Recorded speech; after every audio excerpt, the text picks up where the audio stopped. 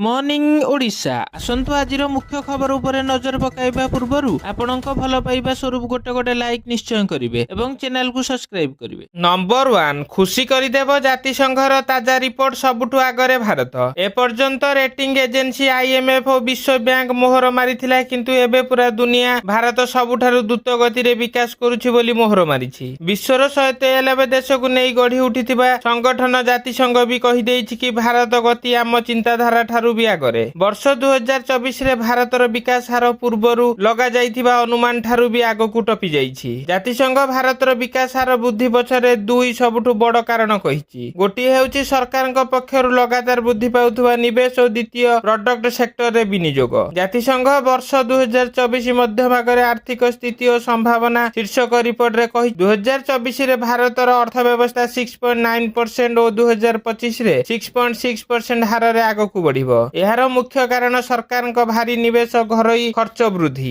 Number 2 IPL play of रे चतुर्थ स्थान पाई मुहामुही हेबे धोनी और Kohli. Indian Premier League IPL 2024 season जारी रहिथिबा बेले मे 16 रे सनराइजर्स हैदराबाद और गुजरात टाइटन्स मध्य खेला जाइथिबा मैच प्रबल वर्षा कारणरू टच पड़िबा आगरू बातिल करा जाइथिला। एही कारण जोगु हैदराबाद प्ले ऑफ रे पहुंचिबा सह तृतीय स्थान रे रहिछि। एहा पूर्वरु कोलकाता नाइट राइडर्स और राजस्थान रॉयल प्ले ऑफ तालिका रे निजर स्थान सुनिश्चित करि सारिछन्ति। वर्तमान चतुर्थ दल पाई महेंद्र सिंह धोनी और विराट कोहली मध्य कड़ा टक्कर हेबाकु जाउछि। हैदराबाद गुजरात मैच वर्षा होई जिबा कारणरू आज रे हेबाकु थिबा मैच रे बेंगलुरु चेन्नई मैच रो पाणीपाग मध्य संपूर्ण बदलिछि। नंबर 3 ओडिशा रे एबे भी 27 लाख परिवार को पक्का घर मिली नहीं कहिले अमित शाह। आवास योजना रे मोदी सरकार देशर 4 कोटी परिवार को पक्का घर देइछन्ति। एही योजना सरकार रे ठीक भाबे व्यवहार होई पारि नाही। ओडिशा रे एबे भी 27 लाख परिवार को पक्का घर मिली पारि नाही। सेहीपरि 24 लाख परिवार घरे पाई पानी व्यवस्था करा जाई पारि नाही। केंद्र गृह मंत्री अमित शाह शुक्रवार अपराह्न रे एहा कहिसन्ति। भारतीय जनता पार्टी विजय संकल्प समावेश रे शाह कड़ा भाषा रे राज्य सरकार और मुख्यमंत्री नवीन पट्टनायक को टार्गेट करिसन्ति। ओडिशा रो शासन व्यवस्था नै मध्य श्री शाह मुख्यमंत्री को टार्गेट करिसन्ति। ओडिशा रो शासन ओडिया रे चलिबो ना तमिल रे चलिबो बोली प्रश्न करिसन्ति। ओडिया भाषा संस्कृति और गौरव को पुनः प्रतिष्ठा करा जिवो। सेहीपरि से कहिसन्ति प्रथम 4टी पर्याय रे 270 आसन टपि सारिछि। एथर 400 पार अतिक्रम करिवो। नंबर 4 आसंता जुलाई रु आपण मानक पाखक आ बिजुली बिल आसीबो नाही कहिले मुख्यमंत्री। मुख्यमंत्री नवीन पट्टनायक संबलपुर ठारे सांसद प्रार्थी प्रणव प्रकाश दास एवं विधायक प्रार्थी रोहित पुजारी पई निर्वाचन प्रचार करिसन्ति। संबलपुर पीएचडी पड़िया रे आयोजित कार्यक्रम रे जोग देई मुख्यमंत्री कहिले जे बिजु जनता दल सरकार जुलाई मासरु बिजुली मागणा देबो। आपणक पाखक आ बिजुली बिल आसीबो नाही। मुख्यमंत्री उपस्थित जनतांक ठारू राज्य सरकारक पक्षरु कार्यकारी हेउतबा बीएसकेवाई मिशन शक्ति ममता लक्ष्मी बस 5टी स्कूल रूपांतरण छात्रवृत्ति कालिया मधुबाबू पेंशन चाउल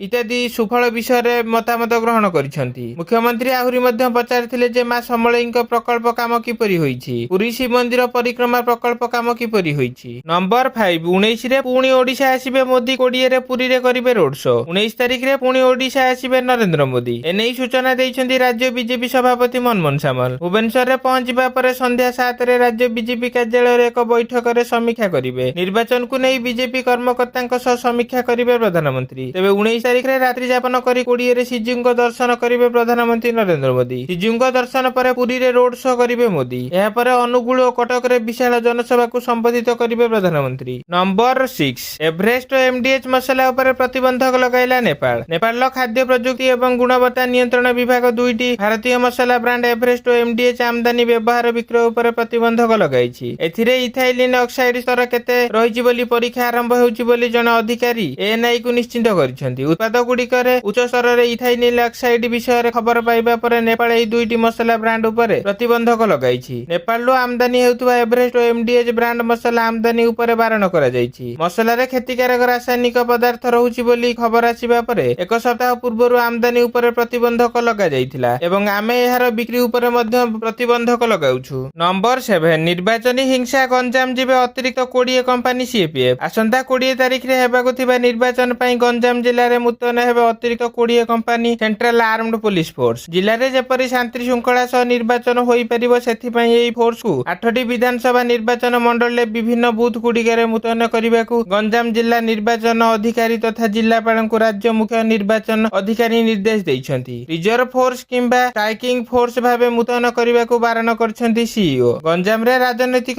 ହିଂସା ବୃଦ୍ଧି ପାଇବା ପରେ ଆସନ୍ତା 20ରେ ହେବାକୁ ଥିବା ନିର୍ବାଚନ ପାଇଁ ସୁରକ୍ଷା ବ୍ୟବସ୍ଥାକୁ ଅଧିକ କଡାକଡି କରାଯାଇଛି। ରାଜ୍ୟ ମୁଖ୍ୟ ନିର୍ବାଚନ ଅଧିକାରୀଙ୍କ ଅଧ୍ୟକ୍ଷତାରେ ଏକ କମିଟି ଗଞ୍ଜାମରେ 20 କମ୍ପାନୀ କେନ୍ଦ୍ରୀୟ ଫୋର୍ସ ମୁତୟନ କରିବା ପାଇଁ ଅନୁମୋଦନ ଦେଇଛନ୍ତି। ନମ୍ବର 8 କବିସୂର୍ଯ୍ୟନଗରରେ ବର୍ଷିଲେ ହେମନ୍ତ ରତ୍ନଭଣ୍ଡାର ଚାବି ଲୁଚାଇଛନ୍ତି ଜଗନ୍ନାଥଙ୍କ ଅଭିଶାପ ପଡିବ। କବିସୂର୍ଯ୍ୟନଗରରେ ପହଞ୍ଚିଛନ୍ତି ଆସାମ ମୁଖ୍ୟମନ୍ତ୍ରୀ ହେମନ୍ତ ବିଶ୍ବ ଶର୍ମା। ବିଜେପି ପ୍ରଚାର ସଭାରେ ଓଡ଼ିଆରୁ ଭାଷଣ ଆରମ୍ଭ କରିଛନ୍ତି। ସାଧାରଣ ସଭାରେ ବିଜେଡି ଓ ପାଣ୍ଡିଆନଙ୍କୁ ସିଧାସଳଖ ଟାର୍ଗେଟ କରିବା ସହ ଶ୍ରୀମନ୍ଦିର ରତ୍ନଭଣ୍ଡାର ଚାବି ହଜିବା ପ୍ରସଙ୍ଗରୁ ଆରମ୍ଭ କରି ରାସନ ଚାଉଳ ଯାଏ ସବୁ ପ୍ରସଙ୍ଗ ଉଠାଇ ଜବାବ ମାଗିଲେ। ରତ୍ନଭଣ୍ଡାର ଚାବି ଲୁଚାଇଛନ୍ତି ପାଣ୍ଡିଆନ, ଏଭଳି ଗୁରୁତର ଅଭିଯୋଗ ଆଣିଛନ୍ତି ଆସାମ ମୁଖ୍ୟମନ୍ତ୍ରୀ ହେମନ୍ତ ବିଶ୍ବ ଶର୍ମା। ହେମନ୍ତ ସିଧାସଳଖ ନିଶାନା କରି କହିଛନ୍ତି ରତ୍ନଭଣ୍ଡାର ଚାବି ପାଣ୍ଡିଆନ ଲୁଚାଇଛନ୍ତି। କମିଶନ ତଦନ୍ତ କଲେ ଏବେ ବି ତଦନ୍ତ ସରୁନି। 10 ଜୁନ ପୂର୍ବରୁ ସେ ଚାବି ଫେରାନ୍ତୁ, ନହେଲେ ଆମେ ଖୋଜି ବାହାର କରିବୁ। ରତ୍ନଭଣ୍ଡାର ଚାବି କେଉଁଠି ଅଛି ପାଣ୍ଡିଆନ ଜାଣିଛନ୍ତି। ଓଡ଼ିଶାବାସୀଙ୍କ ବିଶ୍ୱାସ ସହ ଖେଳନ୍ତୁ ନାହିଁ।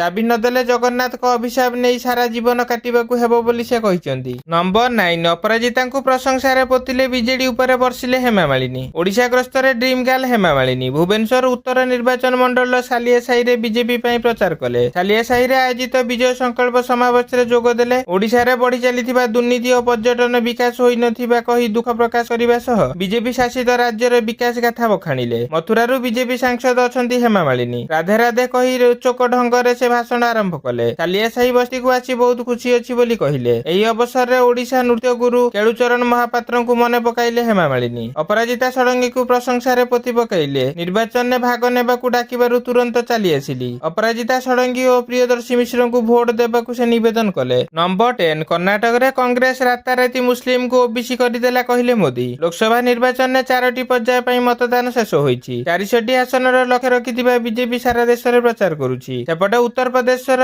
ହମିରପୁରରେ ଏକ ରାଲିରେ ସମ୍ବୋଧିତ କରୁଥିବା ବେଳେ ପ୍ରଧାନମନ୍ତ୍ରୀ ନରେନ୍ଦ୍ର ମୋଦି କଂଗ୍ରେସକୁ କଡା ଟାର୍ଗେଟ କରିଛନ୍ତି। ସଂରକ୍ଷଣ ପ୍ରସଙ୍ଗରେ ସେ ବିରୋଧୀ ଦଳ ବିରୋଧରେ ଅନେକ ଅଭିଯୋଗ ମଧ୍ୟ କରିଥିଲେ। ପ୍ରଧାନମନ୍ତ୍ରୀ ମୋଦି ଅଭିଯୋଗ କରିଛନ୍ତି ଯେ କଂଗ୍ରେସ ସଂରକ୍ଷଣ ସମାପ୍ତ କରୁଛି ଏବଂ ସମାଜବାଦୀ ପାର୍ଟି ଏହାକୁ ସମର୍ଥନ କରୁଛି। ଏହି ସମାବେଶକୁ ସମ୍ବୋଧିତ କରି ପ୍ରଧାନମନ୍ତ୍ରୀ ମୋଦି କହିଛନ୍ତି ଯେ ବାବା ସାହେବ ଆମ୍ବେଦକର ଧର୍ମ ଆଧାରରେ ସଂରକ୍ଷଣ ପ୍ରଦାନକୁ ବିରୋଧ କରିଥିଲେ।